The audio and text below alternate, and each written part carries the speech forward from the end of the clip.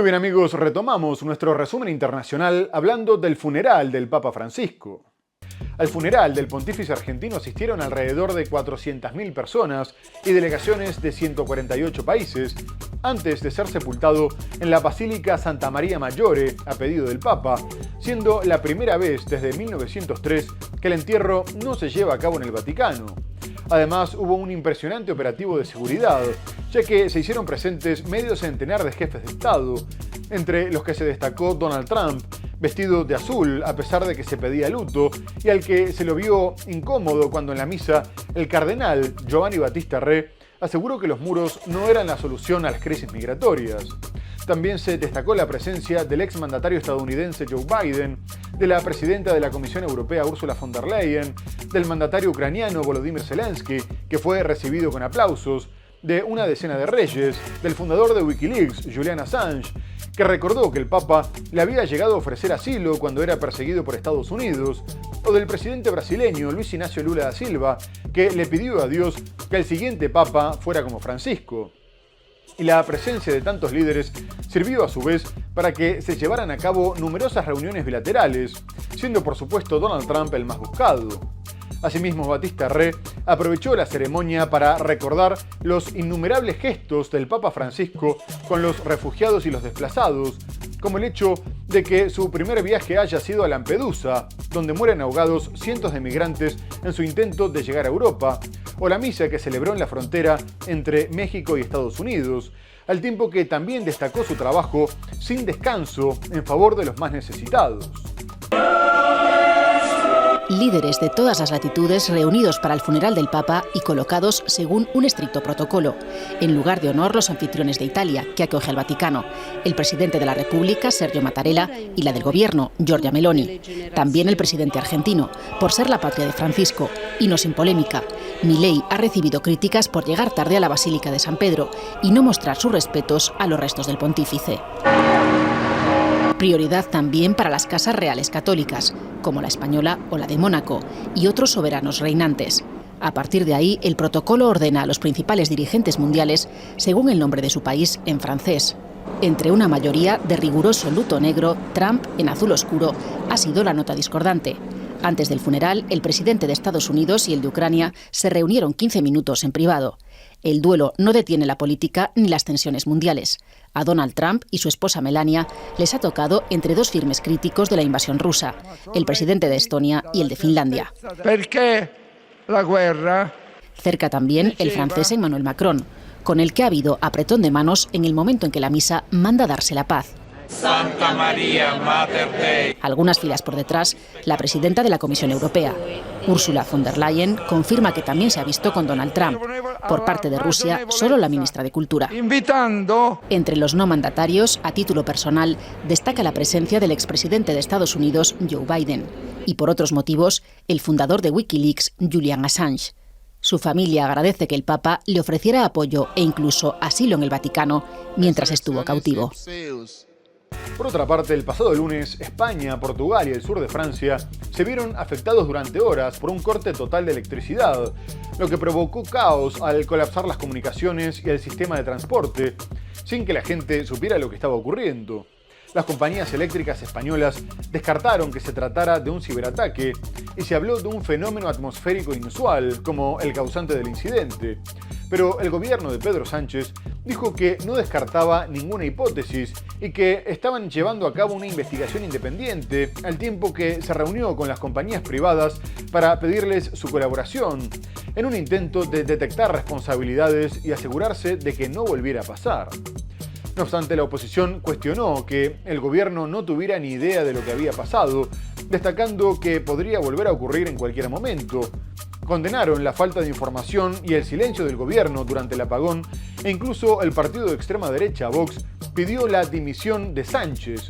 Por su parte, Portugal dijo que el fallo se había dado en España y le pidió una investigación a la Unión Europea. Durante las horas de oscuridad, el transporte ferroviario dejó de funcionar, por lo que los pasajeros que se encontraban dentro tuvieron que salir por las vías. Los colectivos estaban colapsados y no había taxis, por lo que la gente tuvo que caminar durante horas, Los comercios cerraron, hubo robos, cientos de personas quedaron atrapadas en los ascensores, los semáforos no funcionaban, en los hospitales solo servían las máquinas de emergencia e incluso se investiga la muerte de varias personas relacionadas con este hecho. Mientras España y Portugal regresan a la normalidad tras los cortes de suministro eléctrico que afectaron a toda la península ibérica, las causas del apagón continúan siendo un misterio. Tanto el primer ministro portugués, Luís Montenegro, como su homólogo, Pedro Sánchez, han pedido una investigación de la Unión Europea. Sánchez ha reunido durante la noche de este martes a los principales operadores privados de electricidad para abordar el fallo. El operador público-privado Red Eléctrica ha descartado que se trate de un ciberataque, pero el ejecutivo de Sánchez mantiene abiertas todas las hipótesis. Nos preocupa que 25 horas después del apagón, el gobierno no tenga ni idea de qué lo ha provocado, porque eso supone que en cualquier momento se podría volver a dar una situación similar. Feijóo ha recibido más información por parte del primer ministro portugués que por parte del gobierno de España. La mayor crítica hoy al gobierno es por haber informado poco. Se lo reprochan desde Podemos. Es evidente que el gobierno tiene que comparecer y dar todas las explicaciones en cuanto las tenga. Hasta Vox, que pide la dimisión de Sánchez, al que acusa de ocultar la información premeditadamente. El gobierno y Red Eléctrica saben perfectamente qué es lo que ha ocurrido y no nos lo quieren decir. Y no nos lo quieren decir porque el culpable es el gobierno. 8 comunidades autónomas pidieron el nivel 3 para que el gobierno asumiera la gestión de la crisis, entre ellas Madrid y la Comunidad Valenciana, que van a seguir así hasta que les aseguren que no se va a repetir y critican la gestión del gobierno. Nos pareció que fue lenta e ineficaz, que estuvimos hasta bien entrada la noche con una parte importante del territorio nacional y de la capital del país en negro. Esperamos esas explicaciones, esperamos esas garantías lo antes posible. Y ahora quisiera ir a Canadá, porque el Partido Liberal se impuso por cuarta vez consecutiva en las elecciones, quedándose a solo 4 escaños de la mayoría absoluta, en un claro apoyo al discurso de resistencia del primer ministro Mark Carney contra la política comercial hostil de Estados Unidos y las intenciones de Donald Trump de anexar el país. La disputa con Washington explica la victoria de Carney, dado que incluso su antecesor, Justin Trudeau, tuvo que renunciar por la baja popularidad, al estar más de 20 puntos por detrás del partido conservador de Pierre Poilievre, y sin embargo Carney llegó a la contienda como favorito, tras despertarse una ola de nacionalismo. Trump fue el centro de la campaña hasta último momento, dado que el mismo día de la elección publicó un mensaje en el que proponía convertir a Canadá en el querido estado número 51, pidiendo que votaran por él y afirmando que tenía la fortaleza y la visión de recortar los impuestos a la mitad, aumentar gratis su poderío militar y hacer que todos los sectores industriales del país se cuadruplicaran en tamaño. Tras lo cual, los dos candidatos salieron a condenar su injerencia, afirmando que solo los canadienses decidirían su futuro. En su discurso de victoria, Carney destacó la importancia de la unidad ante Washington y aseguró que ya habían superado el impacto de la traición estadounidense, pero que nunca olvidarían la elección. A su vez, comunicó que se sentaría con Trump una semana después de las elecciones para evitar que la guerra comercial llevara a una recesión, aunque la tensión bajó después de que Trump decidiera retirar de las represalias a los productos que entraban en el Tratado de Libre Comercio de América del Norte. Victoria para el Partido Liberal en las elecciones parlamentarias en Canadá. La formación del primer ministro Mark Carney se impuso el lunes a los conservadores, tras una campaña marcada por la guerra comercial desatada por el presidente estadounidense Donald Trump, quien también amenazó con anexionar a su vecino del norte. Carney, que asumió como primer ministro hace un mes para reemplazar a Justin Trudeau, calificó de traición las acciones del mandatario republicano.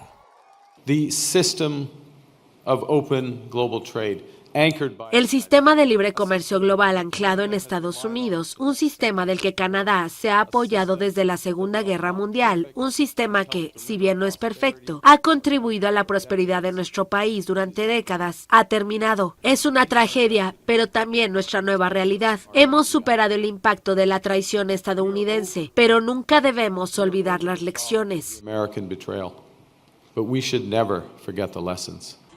Por su parte, el líder conservador Pierre Poilievre reconoció la derrota y prometió trabajar con los liberales para contrarrestar la guerra comercial de Trump, poniendo a Canadá en primer lugar. Varios dirigentes internacionales también mostraron su predisposición a unir fuerzas con Carney, quien dirigió los bancos centrales de Canadá y Reino Unido.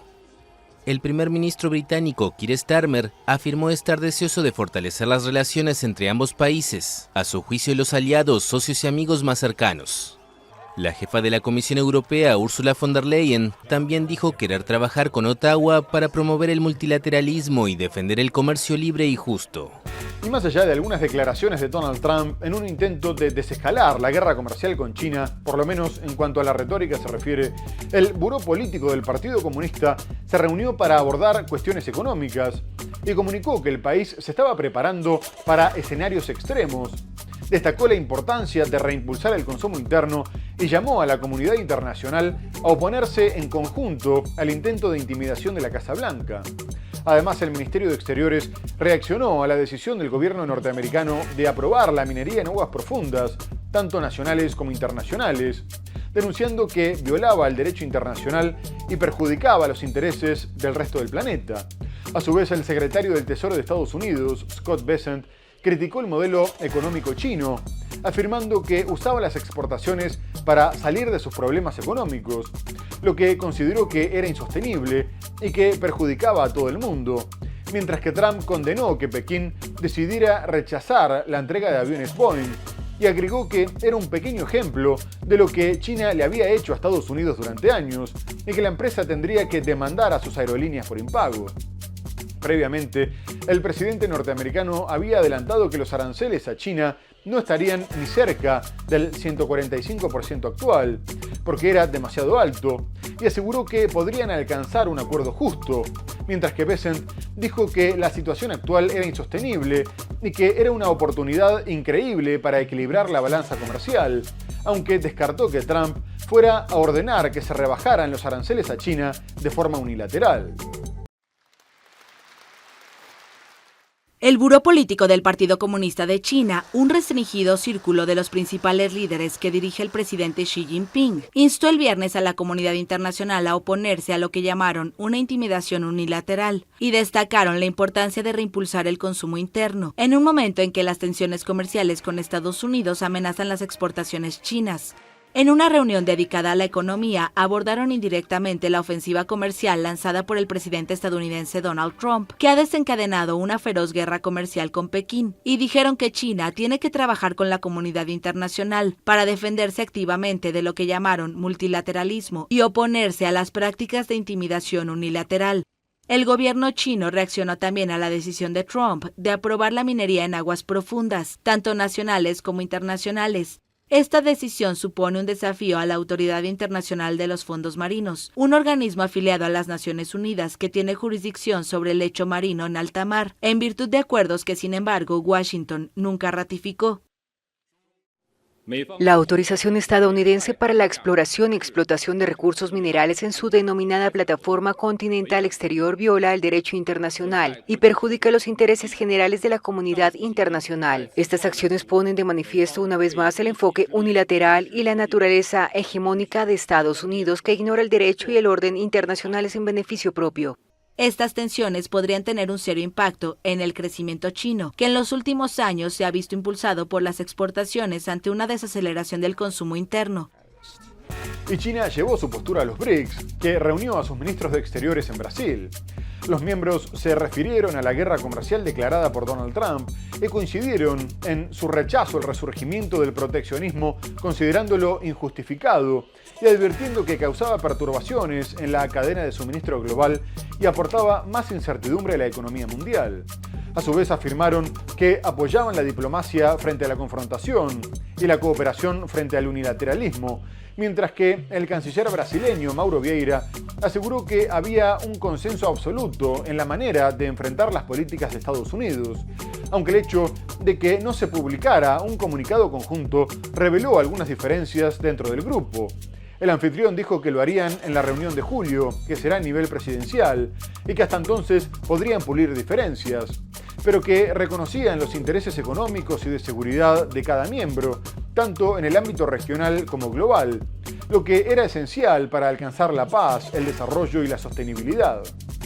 Asimismo, los BRICS destacaron la importancia del uso de las monedas locales para las transacciones comerciales y financieras entre ellos, como parte de la necesidad de abandonar el dólar, mientras Donald Trump advierte que la creación de una moneda común para reemplazar a la norteamericana no quedará sin represalias. A su vez, acordaron el fortalecimiento de la Organización Mundial de Comercio, por ser la única institución que establece las reglas en la materia, y pidieron una reforma integral de la Organización de Naciones Unidas para hacerla más democrática, representativa, eficaz y eficiente. Al cierre de su reunión de cancilleres, los BRICS expresaron el martes su fuerte oposición al resurgimiento del proteccionismo comercial ante las agresivas políticas arancelarias del presidente estadounidense Donald Trump.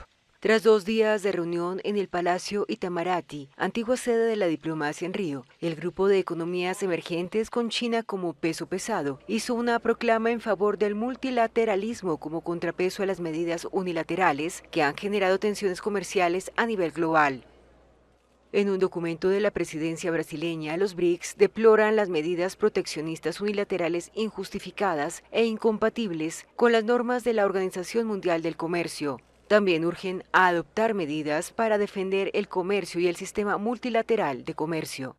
Brasil, que ejerce la presidencia rotativa del grupo, hizo un llamado a reforzar el multilateralismo como mecanismo para acabar con los conflictos en Ucrania y Gaza. Hubo manifestaciones claras sobre la necesidad de fortalecer el papel. Hubo manifestaciones claras sobre la necesidad de reforzar el papel de las Naciones Unidas, con énfasis en la necesidad urgente de reformar el Consejo de Seguridad para hacerlo más representativo, legítimo y eficaz, sobre todo con una mayor participación de África, Asia y América Latina. Asia y de América Latina. La lucha contra el calentamiento global también recibió atención en las discusiones a meses de que Brasil albergue la COP30 en la ciudad amazónica de Belém. Una eventual desdolarización del comercio en el bloque fue abordada con cautela por los diplomáticos presentes en Río. Sin embargo, el tema suscitó amenazas de Trump de imponer 100% de aranceles al bloque si seguía por ese camino. Por otra parte, Donald Trump continúa presionando a Panamá, considerando que los barcos norteamericanos, tanto comerciales como de guerra, tendrían que atravesar el canal interoceánico sin pagar nada, e incluso sostuvo que lo mismo tendría que pasar en el canal de Suez, porque ninguno de los dos existiría sin Estados Unidos. Esta exigencia tiene lugar en un momento en el que el mandatario norteamericano incluso se negó a descartar el uso de la fuerza y de que el presidente panameño José Raúl Mulino se viera obligado a hacer concesiones y permitir el despliegue de tropas estadounidenses en sus bases cerca del canal tras la visita del ministro de Defensa, Pete Hegseth, a cambio de que Washington reconociera la soberanía irrenunciable de Panamá sobre el canal. Además, Trump comunicó que le había pedido a su secretario de Estado, Marco Rubio, que se hiciera cargo de la cuestión de forma inmediata, mientras la Comisión Federal Marítima de Estados Unidos investiga si existen condiciones desfavorables para el transporte marítimo de su país en 7 puntos comerciales importantes, entre los que figuran los 2 canales mencionados. Por su parte, el ministro de Seguridad de Panamá, Frank Ábrego, pidió que se respetara el tratado con Estados Unidos, que establece que todos los buques deben pagar las mismas tarifas en función de su capacidad y carga, sin importar el país de procedencia. Por el Canal de Panamá transita el 5% del comercio marítimo mundial, mientras que por el de Suez, controlado por Egipto, lo hacía cerca del 15% del total, a pesar de que los ataques de los hutíes de Yemen en el Mar Rojo rebajaron considerablemente el flujo de embarcaciones. El presidente Donald Trump exigió el sábado que se permite el libre tránsito de los buques comerciales y militares de Estados Unidos por los canales de Panamá y Suez. En su red Truth Social, escribió que los buques estadounidenses, tanto militares como comerciales, deben poder transitar libres de costos por esos canales, para lo que pidió a su secretario de Estado, Marco Rubio, que se ocupara inmediatamente en el asunto. Afirmó que ambas rutas no existirían sin Estados Unidos. El presidente estadounidense ha mostrado durante meses su intención de retomar el control de la vía interoceánica panameña, pero ahora apuntó también al canal de Suez, en Egipto, una arteria marítima vital para el comercio global. Incluso antes de volver a la Casa Blanca en enero, Trump aumentó la presión sobre Panamá al amenazar con recuperar el canal construido por Estados Unidos, por la que transita el 5% del comercio marítimo mundial y que fue inaugurado en 1914 y permaneció bajo soberanía estadounidense hasta 1999. Estados Unidos y China son sus principales usuarios. A principios de abril, Washington obtuvo la autorización de las autoridades panameñas para desplegar militares alrededor de la ruta, luego de denunciar una supuesta injerencia del gigante asiático. El canal de Suez concentraba alrededor del 10% del transporte marítimo mundial, hasta que los rebeldes hutíes de Yemen comenzaron a atacar buques en solidaridad con los palestinos de Gaza, en medio de la guerra de Israel y Hamas. Esa vía está controlada por Egipto desde 1956. Por último, Estados Unidos e Irán llevaron a cabo una tercera ronda de negociaciones indirectas en el intento de Washington de limitar el programa nuclear persa antes de que sea capaz de fabricar armas atómicas, aunque Teherán asegura que ese no es su objetivo. De cualquier forma, el ministro de Exteriores iraní, Abbas Araghchi, que lidera las negociaciones junto al enviado estadounidense Steve Witkoff, afirmó que estas conversaciones habían sido mucho más serias que en rondas anteriores, entrando gradualmente en discusiones más detalladas y técnicas, aunque aclaró que todavía tenían diferencias importantes, tanto en los detalles como en temas más amplios. La posibilidad de un acuerdo todavía parece lejana, dado que el secretario de Estado norteamericano, Marco Rubio, comunicó que el objetivo de su país era prohibirle a Irán que enriqueciera su propio uranio, obligándola a comprarlo desde el exterior, algo que las autoridades persas rechazaron de plano, informando que lo que pretendían era crear confianza en la naturaleza pacífica de su programa nuclear y que se ordenara el levantamiento de las sanciones injustas contra ellos.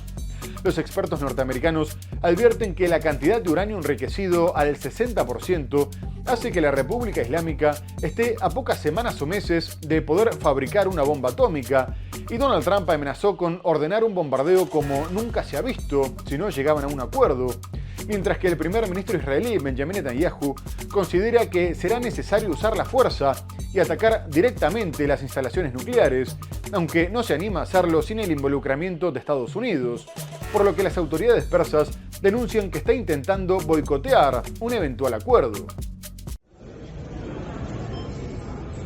Irán y Estados Unidos concluyeron el sábado en Omán la tercera ronda de las negociaciones sobre el programa nuclear de Teherán, un ciclo de conversaciones indirectas, en el que entraron en detalle para alcanzar un acuerdo que alivie las tensiones en Medio Oriente.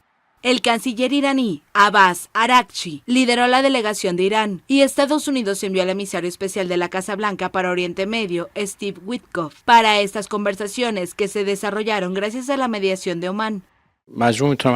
El ambiente de las negociaciones fue en general muy serio y práctico. Nos mantuvimos alejados de las discusiones importantes. Esto no significa que se hayan resuelto todos los problemas. No, existen diferencias tanto en asuntos importantes como en asuntos menores, así como en los detalles. Se prevén más conversaciones en las capitales hasta la próxima reunión. Un alto funcionario estadounidense que habló bajo condición de anonimato describió las conversaciones como positivas y productivas, pero que quedaba mucho por hacer, aunque reconoció que se avanzó hacia la consecución de un acuerdo. El gobierno de Omán, país que ejerce como mediador, informó que las negociaciones se retomarán la próxima semana.